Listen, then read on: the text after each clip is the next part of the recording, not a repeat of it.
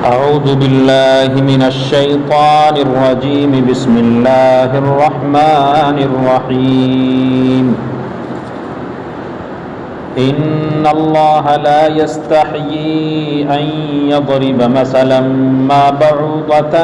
فما فوقها فأما الذين آمنوا فيعلمون أنه الحق من ربهم وأما الذين كفروا فيقولون ماذا أراد الله بهذا مثلا يضل به كثيرا ويهدي به كثيرا وما يضل به إلا الفاسقين الذين ينقضون عهد الله من بعد ميثاقه ويقطعون ما أمر الله به أن يوصل ويفسدون في الأرض أولئك هم الخاسرون. كيف تكفرون بالله وكنتم أمواتا فأحياكم ثم يميتكم ثم يحييكم ثم إليه ترجعون. هو الذي خلق لكم ما في الأرض جميعا ثم استوى إلى السماء فسواهن 7 سماوات وهو بكل شيء عليم. صدق اللہ العظیم. محترم بزرگوں، دینی اور ایمانی بھائیوں، اس رکوع کا آدھا حصہ گزشتہ ہفتے آپ حضرات کے سامنے اس کی تلاوت کی گئی تھی، اس کا ترجمہ اور مختصر سی تشریح بیان کی گئی تھی. اس رکوع کے شروع میں اللہ تبارک و تعالیٰ نے جو ہدایات ہم مسلمانوں کو دی تھی وہ یہ تھی کہ اللہ تبارک و تعالیٰ نے اس دنیا کو بنایا اور اس دنیا کے اندر انسانوں کو پیدا فرمایا اپنی عبادت کے واسطے، اور اس چیز کی نفی کی تھی کہ اللہ تبارک و تعالیٰ نے یہ دنیا بنائی، دنیا کے اندر بہت سی چیزیں پیدا فرمائی، یہ انسان کی خدمت کے واسطے ہے، نہ یہ کہ انسان ان کی عبادت کرے، ان کی پرستش کرے، بلکہ اللہ تبارک و تعالیٰ نے انسان کو اشرف المخلوقات بنایا، اس کو صلاحیت دی، اس کو علم دیا، اس کو عقل دی، اس کو فہم دیا، اور یہ اس لیے دیا تاکہ اللہ تبارک و تعالیٰ تک انسان پہنچ سکے، اس کی معرفت اس کو حاصل ہو جائے. اور دوسری چیز یہ بیان فرمائی تھی کہ اللہ تبارک و تعالیٰ نے یہ قرآن حکیم نازل فرمایا اور یہ قرآن اللہ تبارک و تعالیٰ کا کلام ہے. کفار و مشرکین کو، اہل عرب کو اس بات کا چیلنج دیا گیا تھا کہ اگر تم لوگ اس بات کا دعویٰ کرتے ہو اور محمد الرسول اللہ صلی اللہ علیہ وسلم پر یہ الزام لگاتے ہو کہ یہ کلام محمد ہے، کلام الہی نہیں ہے، تو تمہارے سامنے تم کتنے بڑے پڑھے لکھے انسان ہو، کتنے زباندان ہو، کتنے فصیح اور بلیغ ہو، تم قرآن کی طرح کوئی ایک چھوٹی سی صورت بنا کر دکھلا دو، ایک چھوٹی سی آیت کا ایک چھوٹا سا حصہ تم لوگ بنا کر دکھلا دو اگر تم لوگ اپنی اس بات میں سچے ہو. یہ قرآن حکیم کی زبان میں اللہ تبارک و تعالیٰ نے قیامت تک آنے والی پوری انسانیت کو ایک چیلنج دیا ہے. اور یہ کس بنیاد پر دیا؟ اس لیے کہ حضور پاک صلی اللہ علیہ وسلم پر جب کلام الہی نازل ہوتا تھا تو کفار و مشرکین آپ پر یہ اعتراض کرتے تھے اور کہتے تھے اگر یہ جو محمد الرسول اللہ صلی اللہ علیہ وسلم بیان فرماتے ہیں اگر یہ اللہ کا کلام ہے تو یہ اللہ کا کلام ایک دفعہ ہی کیوں نازل نہیں ہو جاتا، یہ تھوڑا تھوڑا کر کے کیوں نازل ہوتا ہے؟ حالانکہ ان کو معلوم نہیں کہ یہ اللہ تبارک و تعالیٰ کا کلام ہے اور قرآن حکیم زندگی گزارنے کا ایک طریقہ ہے، ایک دستور حیات ہے. جس طرح سے ضرورت ہوتی تھی اللہ تبارک و تعالیٰ اس قرآن کو نازل فرماتے تھے، انسان کی خواہش اور ضرورت کے مطابق۔ اسی لیے قرآن حکیم پورا کا پورا اللہ تبارک و تعالیٰ نے دنیا پر ایک ساتھ یک لفظ نازل نہیں فرمایا۔ تو یہ مشرکین کے اعتراض میں اس رکوع کے شروع میں بیان فرما دیا گیا کہ اگر تم لوگ اس بات کا اعتراض کرتے ہو، تم کو اس بات میں اشکال ہے، کوئی تمہیں تکلیف ہے، تو تم قرآن کے چیلنج کے مطابق کوئی ایک چھوٹی سی صورت، کوئی ایک آیت بنا کر دکھلاؤ۔ اس کے بعد اس رکوع کے اندر اللہ تبارک و تعالیٰ نے ارشاد فرمایا، اور یہ بھی انسان کو اس بات کو سمجھا دیا کہ تم قیامت تک نہ تم لوگ کر سکے ہو، نہ آئندہ کر سکو گے۔ یہ کھلا ایک چیلنج ہے اللہ تبارک و تعالیٰ کا، قرآن حکیم کا، کہ تم کبھی بھی کسی بھی صورت میں، کتنے بھی تمہاری عقل بڑھ جائے، کتنے بھی تم سائنس میں، ٹیکنالوجی میں، دنیاوی علوم کے اعتبار سے ترقی کر جاؤ، قرآن کے مثل کبھی کوئی ایک آیت تو درکنار، ایک نقطہ، ایک حرف بھی نہیں بنا سکتے۔ اور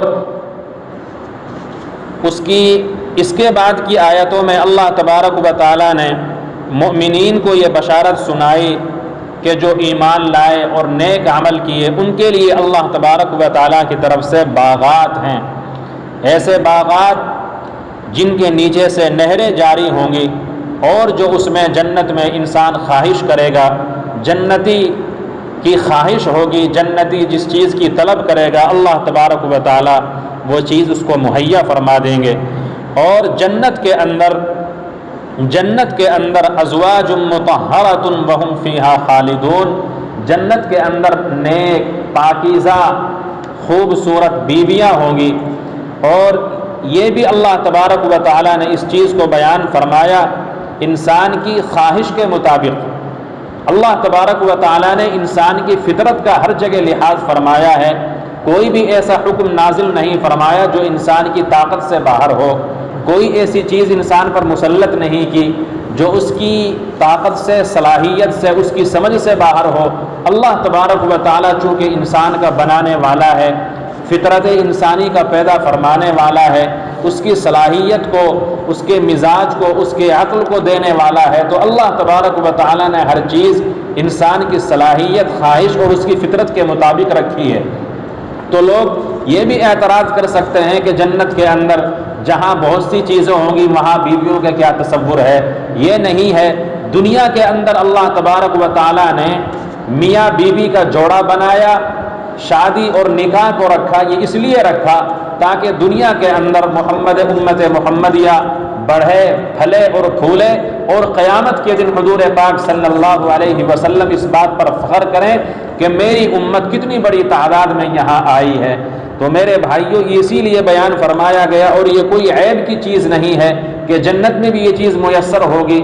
جنت کے اندر انسان کی بیویاں ہوں گی، لیکن جو دنیا کے اندر اس سے انسان فائدے حاصل کرتا ہے اور اس سے بچے پیدا ہوتے ہیں، نسل بڑھتی ہے، جنت کے اندر یہ چیز نہیں ہوگی۔ صرف جنت کے اندر انسان کی خواہش کے مطابق دل لگی کے لیے اللہ تبارک و تعالیٰ نیک بیویاں مہیا فرمائیں گے، اور وہ اس میں ہمیشہ ہمیش رہیں گے۔ اور جو تصورات دنیا کے اندر بیوی کے ساتھ لگے ہوئے ہوتے ہیں اور چیزیں اس کو حاصل ہوتی ہیں، وہ تمام انسانی عوارض جنت میں اس کو لاحق نہیں ہوں گی۔ اس کے بعد جو آیتیں میں نے ابھی تلاوت کی، جو آیتیں اس رکوع کا آخری حصہ، اس کے اندر اللہ تبارک و تعالی بیان فرماتے ہیں، ان اللہ لا یستحیی، بے شک اللہ تبارک و تعالی شرم محسوس نہیں فرماتے ہیں، شرم نہیں کرتے ہیں، ان یضرب مثلا ما، کہ اللہ تبارک و تعالی کسی بھی چیز کی مثال بیان فرمائیں، بعوضۃً، کسی مچھر کی بھی مثال بیان کرنے سے اللہ تبارک و تعالی کوئی شرم محسوس نہیں کرتے، کوئی جھجک محسوس نہیں کرتے، فما فوقہا، یا مچھر سے بھی بڑھ کر کسی چیز کی، اور چیز کی کوئی کم ہو یا زیادہ ہو، اس کو بطور مثال کے بیان کرنے سے اللہ تبارک و تعالی شرم محسوس نہیں کرتے۔ تو یہاں پر یہ اعتراض کیا جا سکتا ہے کہ قرآن حکیم جو کہ ہدایت کی کتاب ہے اور اچھی اچھی تعلیمات کی کتاب ہے، تو قرآن حکیم کے اندر اللہ تبارک و تعالیٰ نے معمولی گھٹیا سی چیز بیویاں جنت کے اندر ہوں گی، بیویوں کا ذکر کرنے کا کیا مقصد ہے؟ یا اور چھوٹی چیز اللہ تبارک و تعالیٰ نے قرآن حکیم کے اندر بیان فرمائی، مچھر کو بیان کر دیا، مکھی کا ذکر کر دیا، مکڑی کا العنکبوت گائے کا ذکر کر دیا، مکڑی کے جالے کا ذکر کر دیا، ہاتھی کا، گھوڑے کا اور دوسری تمام جانوروں کا اللہ تبارک و تعالیٰ نے چیونٹی کا ذکر کر دیا۔ یہ کیوں چیزیں بیان فرمائی؟ دراصل اللہ تبارک و تعالیٰ ان چیزوں کو لا کر دنیا کی بے ثباتی، دنیا کی حقارت، دنیا کی معمولی ہونے کو اللہ تبارک و تعالیٰ بیان فرماتے ہیں، اور کوئی بھی چیز اللہ تبارک و تعالیٰ قرآن حکیم کے اندر بیان فرماتے ہیں وہ مقصد سے، کسی تعلیم سے، سبق سے، نصیحت سے خالی نہیں ہوتا۔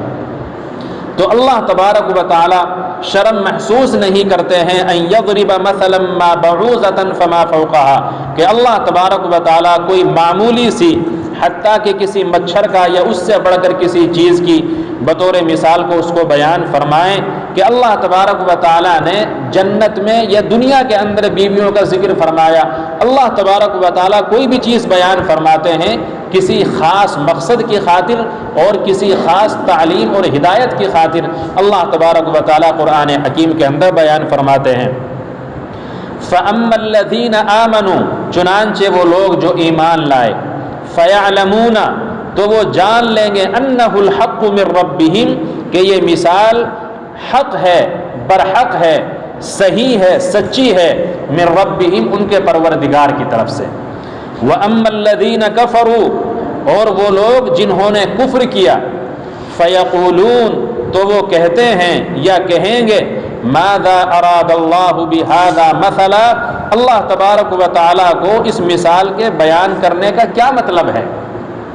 اللہ تبارک و تعالیٰ اس مثال کو قرآن حکیم کے اندر بیان کرنے کا کیا مقصد ہے؟ یضل بہ کثیرا ویہدی بہ کثیرا، تو اس مثال کے ذریعے سے بہت سے لوگ گمراہ ہو جاتے ہیں اور بہت سے لوگ ہدایت یاب ہو جاتے ہیں، راہ راست پر آ جاتے ہیں۔ اللہ تبارک و تعالیٰ نے قرآن حکیم کے اندر کوئی بھی چیز بیان فرمائی، اس کے اندر دونوں پہلو رکھ دیے۔ اگر کوئی ہدایت کا طالب ہے، ہدایت کا تلاش کرنے والا ہے، خیر کا متلاشی ہے، اللہ تبارک و تعالیٰ تک پہنچنے والا ہے، تو ان مثالوں کے اندر اس کو ہدایت مل جائے گی، وہ اللہ تک پہنچ جائے گا۔ اور جو لوگ اعتراض کرنے والے ہیں، جنہوں نے قرآن کی تعلیم کو اس لیے نہیں سنا، اس لیے نہیں پڑھا کہ ان کو ہدایت مل جائے، وہ اللہ تبارک و تعالیٰ تک پہنچ جائے، تو یقیناً ان کے حصے میں ہدایت نہیں آئے گی۔ تو اللہ تبارک و تعالیٰ نے قرآن حکیم کے اندر جو بھی چیز بیان فرمائی، اس کے اندر دونوں چیزیں رکھ دی ہیں، اور انسان کو سمجھ دے دی، عقل دے دی، یا تو اس چیز کو تو سننے کے بعد، پڑھنے کے بعد، سمجھنے کے بعد مجھ تک پہنچ جا، ہدایت کی طرف آ جا، یا تیرے مرضی کی بات ہے، دونوں چیزیں میں نے تیرے سامنے کھول کر بیان فرما دی ہیں، تو ہدایت سے دور ہو جا اور گمراہی کو اپنے لیے اختیار کر لے۔ وَمَا يُضِلُّ بِهِ إِلَّا الْفَاسِقِينَ، اور اللہ تبارک و تعالیٰ قرآن حکیم کے اندر جو یہ مثال بیان فرمائی، یہ اس کے علاوہ اور جو مثال بیان فرمائے گا یا بیان فرمائی ہے یا بیان فرماتا ہے، اس سے گمراہ کون لوگ ہوتے ہیں؟ فاسق لوگ، گنہگار لوگ۔ فاسق اس کو بولتے ہیں جو صحیح راستے سے، ہدایت کے راستے سے ہٹے ہوئے ہیں۔ الذین ینقضون عہد اللہ من بعد میثاقہ، جو کہ توڑتے ہیں اللہ تبارک و تعالیٰ کا وعدہ اس کو مضبوط کرنے کے بعد، ویقطعون ما امر اللہ بہ، اور توڑتے ہیں اس کو جس کا اللہ تبارک و تعالیٰ نے حکم دیا ہے، ان یوصل، کہ اس کو جوڑا جائے، ویفسدون فی الارض، اور فساد مچاتے ہیں زمین میں، اولئک هم الخاسرون، ایسے لوگ کیا ہیں؟ نقصان اٹھانے والے ہیں۔ کیف تکفرون باللہ وکنتم امواتا فاحیاکم، کیسے تم لوگ انکار کر سکتے ہو اللہ تبارک و تعالیٰ کا؟ کس بنیاد پر تم لوگ انکار کرتے ہو اللہ تبارک و تعالیٰ کا؟ وکنتم امواتا، جب کہ تم لوگ مردہ تھے، فاحیاکم، تو اس نے تم کو زندہ کیا، ثم یمیتکم، پھر وہ تم کو مارے گا، ثم یحییکم، پھر وہ تم کو زندہ کرے گا، ثم الیہ ترجعون، پھر تم کو لوٹ کر اسی کے پاس، پھر تم کو اسی کے پاس بلایا جائے گا، تم کو لوٹا کر اسی کے پاس بھیجا جائے گا۔ یہ انسان کی حقیقت کو یہاں پر بیان کیا جا رہا ہے کہ انسان کیسا اعتراض کرنے والا ہے اللہ تبارک و تعالیٰ پر، کیسے اس کی تعلیمات پر اعتراض کرنے والا ہے، اس کے سامنے زبان کھولنے والا ہے۔ حالانکہ انسان کو اس بات کو یاد رکھنا چاہیے کہ جب وہ مردہ تھا ماں کے پیٹ میں تو اللہ تبارک و تعالیٰ نے اس کو زندگی دی، پھر وہ اس کو مارے گا، پھر وہ اس کو زندہ کرے گا حشر میں، کہ انسان کو اٹھایا جائے گا، اس کے کیے کرائے کا اس سے سوال کیا جائے گا۔ هو الذی خلق لکم ما فی الارض جمیعا، وہ اللہ تبارک و تعالیٰ جس نے پیدا کیا تمہارے لیے زمین میں تمام چیزوں کو، ثم استوى الی السماء، پھر وہ متوجہ ہوا آسمان کی طرف، فسواہن سبع سماوات، تو اللہ تبارک و تعالیٰ نے ان کو درست فرمایا 7 آسمانوں تک، وَهُوَ بِكُلِّ شَيْءٍ عَلِيمٌ، اور وہ ہر چیز کا جاننے والا ہے۔ یہاں پر بھی انسان کو اس چیز کی یاد دلائی جا رہی ہے کہ اللہ تبارک و تعالیٰ نے دنیا کو پیدا فرمایا، دنیا کی تمام چیزوں کو پیدا فرمایا، تو پھر انسان کیسے اللہ تبارک و تعالیٰ کی مخلوق کی پرستش کرتا ہے،